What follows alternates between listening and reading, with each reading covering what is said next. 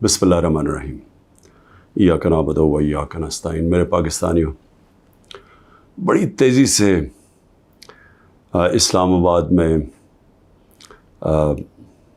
अदालत में मेरा तोशाखाना का केस चल रहा है।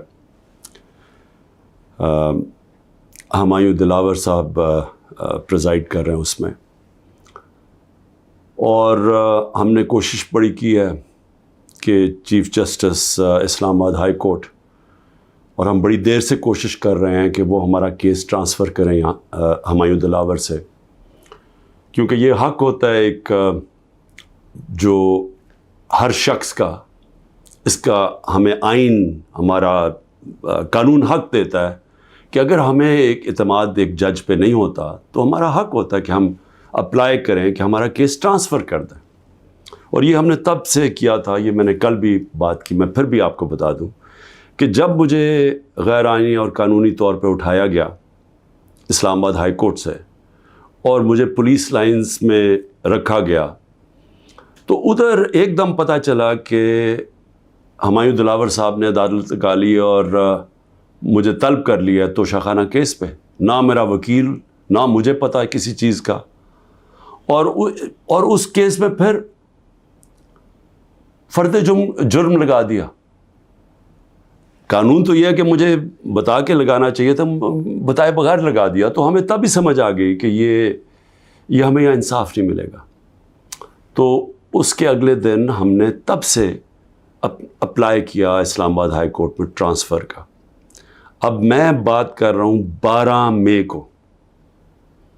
ये तकरीबन अब समझ लें कि 3 महीने गुजरने लगे हैं। तब से अप्लाई किया हुआ है और कोशिश करते गए कि हमारा केस इस अदालत से निकाला जाए। उसके बाद बहरहाल जो मैंने आपको बताया कि केस हुआ, मैंने 35 सवाल दिए गए। मुहर्रम की 3 छुट्टियां थी, बड़ी मुश्किलों से हमने वो अकाउंटेंट को ढूंढा। असल में ये सारे सवाल टैक्स के बनते हैं। ये जो इस अदालत में सवाल हैं, ये हैं सारे टैक्स के, क्योंकि कहा जी आपने ये डिक्लेयर नहीं किया, आपने ये बेचा, ये डिक्लेयर नहीं किया। तो मैंने वो सारे 35 के 35 सवालों का जवाब दिया, और हर एक का जवाब मैं खड़े होकर अदालत में एक एक का जवाब दिया। तो वो जो एक जगह, और इन्होंने सरकारी 2 गवाह पेश किए। अब सरकारी गवाह क्या उन्होंने गवाही देनी थी, तो हमने कहा क्योंकि वो जो जवाब हैं उसके लिए मेरे अकाउंटेंट की ज़रूरत है, क्योंकि एक 40 साल से मेरे अकाउंटेंट वही फर्म है। मेरे पास जो पैसे आते हैं, जो मेरे खर्चे होते हैं, वो मैं उनको बता देता हूँ। वो फिर टैक्स फॉर्म्स भर देते हैं, वही इलेक्शन कमीशन की फॉर्म्स भरते हैं, वही वेल्थ टैक्स जो होता है वो भरते हैं। तो उनके पास सारा रिकॉर्ड होता है।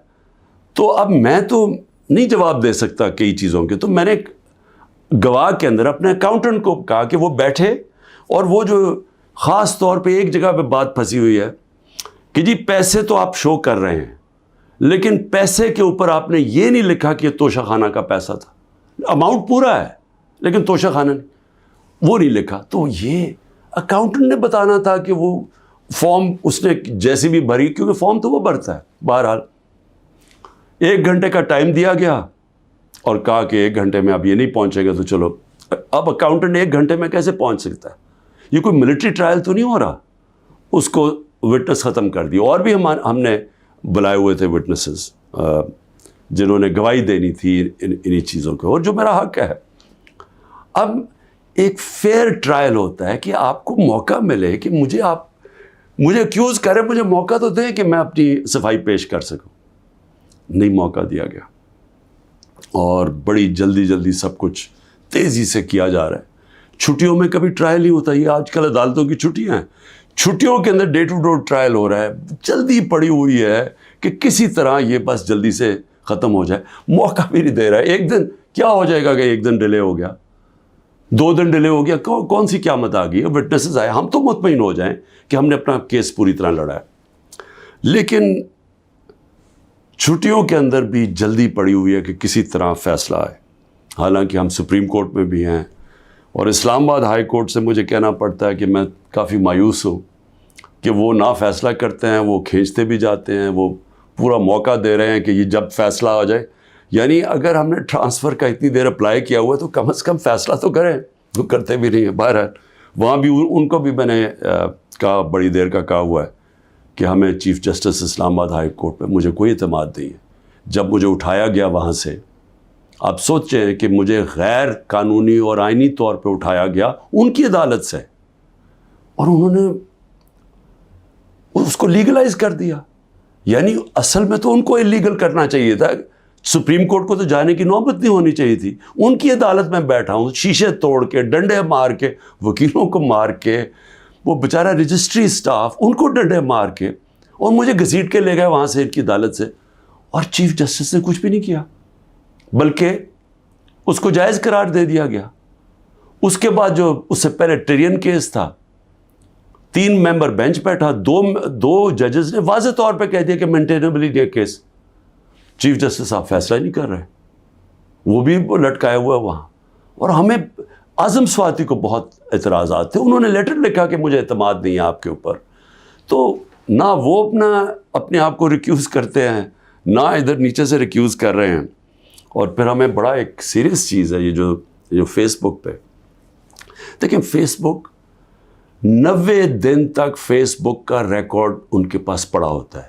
اگر FIA یا جج صاحب ایک صرف آپ کو ای میل کر دیا فیس بک کو کہ یہ کیس ہو رہا ہے, آپ مہربانی کر کے بتا دیں کہ 90 دن تک ان کی جو بھی فیس بک میں پوسٹ تھی وہ کون سی تھی. کیونکہ 90 دن تک جو لوگوں نے دیکھا ہے اور پوسٹ بھی کیا ہے کہ اس کے جو ہمایوں دلاور کی پوسٹ تھی اس پہ انہوں نے جو ان کا میرے متعلق پوسٹ کی ہوئی ہیں, وہ تو اگر کوئی بھی دیکھ لے تو مجھے تو ان سے انصاف نہیں مل سکتا. لیکن وہ FIA کے پاس گئے اور FIA نے جناب کہا جی وہ کیونکہ ڈیلیٹ ہو گئی ہیں, وہ FIA نے کلین چٹ دے دی. میچ فکس ہوا ہے. ابھی بھی اگر آپ کسی کو انصاف کی فکر ہے چیف جسٹس اسلام آباد ہائی کورٹ کی یا FIA کو, تو بڑا سیدھا ہے کہ ایک ای میل کریں اور فیس بک کو کہیں کہ ہمیں 90 دن کا دے. اس میں پتہ چل جائے گا کہ کیا دلاور صاحب مجھے انصاف دے سکتے ہیں یا نہیں دے سکتے. میں اس کے بعد دوسری بھی بات کرنا چاہتا ہوں, کیونکہ یہ تو اب دیکھتے ہیں, یہ بڑی تیز سپیڈ سے چل رہا ہے. اب دیکھتے ہیں آگے کیا ہوتا ہے. لیکن ابھی تک تو کوئی امید نہیں نظر آ رہی کہ جو فیئر ٹرائل ہوتی ہے وہ مجھے ملے گی, جو میرا رائٹ ہے. دوسری چیز یہ جو انہوں نے 2 بلز اسمبلی میں لے کے آئے بڑی تیزی سے, پتہ نہیں انہوں نے کتنے بل پاس کر دیے 1 گھنٹے کے اندر, کوئی 15 نئی لیجسلیشن لے آئے. وہ گورنمنٹ جو جا رہی ہے 15 لیجسلیشن, 8-10 لوگ بیٹھے ہوئے تھے اسمبلی میں. جمہوریت کا مذاق اڑا ہے, نہ وہ بل پڑھے گئے ہیں نہ کچھ ہے, جلدی سے, اور سارا بل کے پیچھے بدنیتی ہے. اور یہ جو 2 بلز انہوں نے انٹروڈیوس کیے ہیں, سیکریسی ایکٹ اور prevention of extreme violence act, یعنی یہ جو 2 بل ہیں یہ تو ایک قوم کو غلام بنا رہے ہیں.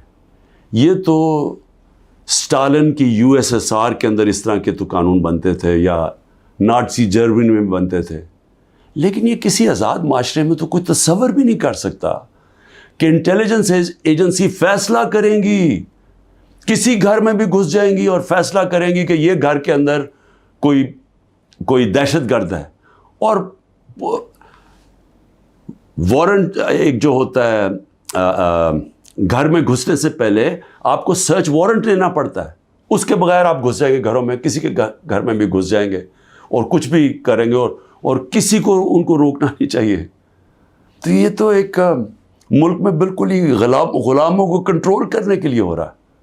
پھر سیکریسی ہے, ایک اور ایکٹ لے آئے ہیں کہ آپ کسی بھی اگر کوئی انٹیلیجنس ایجنسیز کا کوئی آدمی ہے, اس کا آپ نام بھی نہیں لے سکتے. اگر آپ نے نام لے لیا تو وہ آپ کوئی اسٹیٹ سے غداری کر دیں گے, سیڈیشن ہے وہ. تو یہ تو اس طرف جا رہا ہے کہ جنرل مشرف کے مارشل لاء میں بھی اس طرح کی حالات نہیں تھے. یہ تو بالکل ایک وہ معاشرہ, اور مجھے لگ رہا ہے کہ تیاری کر رہے ہیں کہ انہوں نے تو الیکشن کا کوئی نیت ہی نہیں نظر آ رہی. تو اگر الیکشن نہیں کروانے ہیں تو اس کے بعد تو پھر لوگوں کو کنٹرول ہی کرنا پڑے گا, تو انہیں حربوں سے کنٹرول کرنا پڑے گا. اور مجھے جو خوف آ رہا ہے، میں آخر میں صرف یہ بات کرنا چاہتا ہوں کہ اس وقت جو پختونخوا ہے اس کی ہمیں فکر کرنی چاہیے، کیونکہ ان کی کوئی اپنی الیکٹڈ گورنمنٹ نہیں ہے اس وقت. ان لوگوں کو اوپر مسلط کر دیا ہے جن کی کوئی قانونی حیثیت نہیں ہے، اور وہ جو وہاں کر رہے ہیں، جس طرح کی کرپشن ہو رہی ہے اور جس طرح کا وہاں وہ صوبہ آہستہ آہستہ وہاں دہشت گردی بڑھتی جا رہی ہے، لا قانونیت بڑھتی جا رہی ہے، تو وہ تو لوگوں کو پہلی نوجوان وہاں سارے قبائلی علاقے کا جو جس طرح کی تباہی مچی تھی، جس طرح کی قتل و غارت ہوئی ہے قبائلی علاقے میں، ڈرون اٹیک سے، ملٹری آپریشنز، اوپر سے طالبان ایک طرف، وہ دوسری طرف فوج، تو وہ جو لوگوں سے ہوا، جس طرح کی تباہی مچی وہاں، تو وہ تو اسی سے ابھی نکل رہے ہیں. تو اگر یہ اسی طرف چلا گیا پھر سے، تو مجھے تو سمجھ نہیں آ رہی کہ کیا جو اس وقت فیصلے کر رہے ہیں اس ملک کے، کیا ان کو اندازہ ہے کہ نیچے گراؤنڈ کے اوپر کس طرح کا غصہ اٹھ رہا ہے؟ کیا اندازہ ہے کہ جب وہ پولیس لائنز کے اندر جب 100 پولیس والے شہید ہوئے تھے، پتہ ہے نیچے سے کیا آوازیں آ رہی تھیں؟ اور اب جو بجوڑ میں ہوا ہے، اس کے اوپر سارے پختونخوا کے اندر کس طرح کا غصہ گیا ہے؟ کیا کسی کو اندازہ ہے کہ یہ کس طرف جا سکتا ہے؟ اور میں اس لیے کہہ رہا ہوں کہ بہت ضروری ہے، ایک ہی طریقہ ہے کہ یہ جو نیچے گراؤنڈ کے اوپر غصہ ہے، یہ تب نکلتا ہے جب الیکشنز کرواتے ہیں. الیکشنز میں لوگوں کا غصہ نکل جاتا ہے، اور پھر ایک جب منتخب گورنمنٹ آتی ہے، لوگ امید لگا لیتے ہیں، اور ہوتا کیا ہے کہ وہ جو سارا ٹیمپریچر ہے وہ نیچے آ جاتا ہے، سٹیبلٹی آ جاتی ہے، استحکام آ جاتا ہے ملک میں. تو یہ جو دوسری طرف ابھی کوششیں ہو رہی ہیں، جو لوگ اس ملک میں جن کا جینا مرنا ہے، ان کو خوف آنا شروع ہو گیا. جو 12 لاکھ یہاں سے پروفیشنلز چھوڑ کے گئے ہیں اور جا رہے ہیں، آج ہمیں سمجھ آنا چاہیے کہ ان کی امید ختم ہو گئی ہے. یہ سب سے خطرناک چیز ہے کہ ایک معاشرے میں لوگوں کی امید چلی جائے. تو جس طرف ہم جا رہے ہیں، یہاں تو کوئی روشنی نہیں نظر آ رہی. اور اگر انہی لوگوں نے بیٹھے رہنا، یا اسی طرح پاکستان میں الیکشنز کے بغیر ایک کنٹرولڈ گورنمنٹ چلانی ہے اور لوگوں کو کنٹرول کر کے چلانا ہے، میں یہ اپنے تجربے سے ایک تاریخ کا ایک طالب علم ہوں، میں آپ کو بتانا چاہتا ہوں، جو سیاست میں ایک زیرو سے ایک پارٹی آج سب سے بڑی ماشاءاللہ پاکستان کی پارٹی ہے، جو میرا تجربہ ہے عوام کا، میں آپ کو کہنا چاہتا ہوں کہ یہ پاکستان کو ادھر لے کے جا رہے ہیں.